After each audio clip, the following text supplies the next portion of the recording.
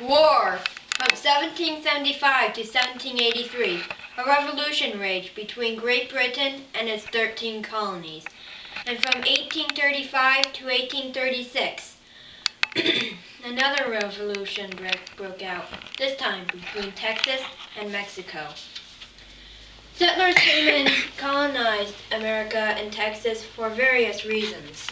Eventually, high tariffs and other unjust acts forced the colonists to revolt. The first battles began when their arms and ammunition were being taken away. In the middle of the wars, the delegates from the American Congress and the Texas Revolution Convention drew up and signed the Declaration of Independence from their respective states. Later, during a pause in the fighting, both commanding generals were obliged to train their troops. It paid off, though, when at Yorktown and San Jacinto they won the war.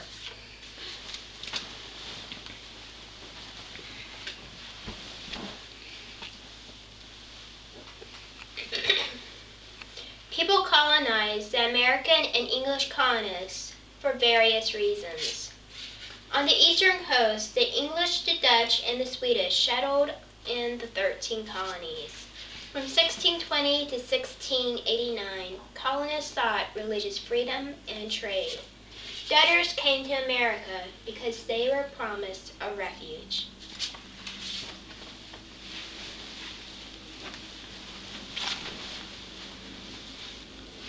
One man, Moses Austin, led the colonization of Texas in 1820, talking to hesitant Spanish officials into letting him acquire land in Texas for colonization. The American settlers that would start to pouring across the Texas border wanted room to spread out.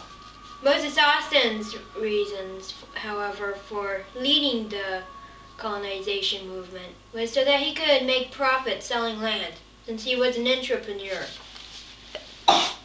Following his father's last wishes, Stephen Austin, Moses Austin's son, succeeded him in the business when he died. Stephen led the Old 300, the first wave of settlers, to East Texas. The Texas and English colonies were settled for various reasons, and the colonists who settled them never dreamed of the taxes that would be imposed upon them.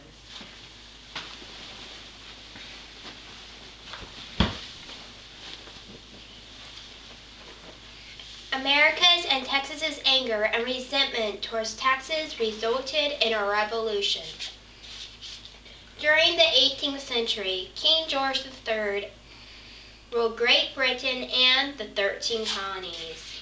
He issued a series of taxes which were to pay the expenses from the French and Indian War. Some of these included the Stamp Act of 1765, the Townshend Act of 1766, and the Tea Act of 1773. Causing much anger and resentment, the colonies cried, "No taxation without representation," because they did not have a say in Parliament. The First Continental Congress met in 1774 to write a petition to the king for fair representation.